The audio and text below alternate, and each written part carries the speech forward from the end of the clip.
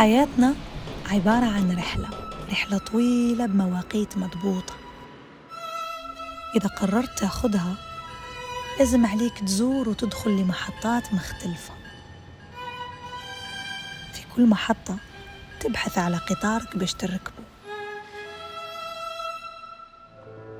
هذه المحطات أحياناً منسية وأحياناً منها جميلة لكن مخبية، لكن بالنهاية يقولوا بنة المغامرة في المجهول.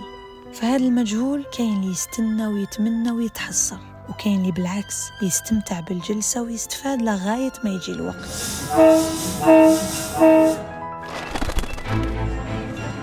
ولما يجي الوقت يستعد متحمس فرحان، يشوف القطار داخل ويمشي ليه. هذه فرصتي، هذا وقتي، لازم نركب.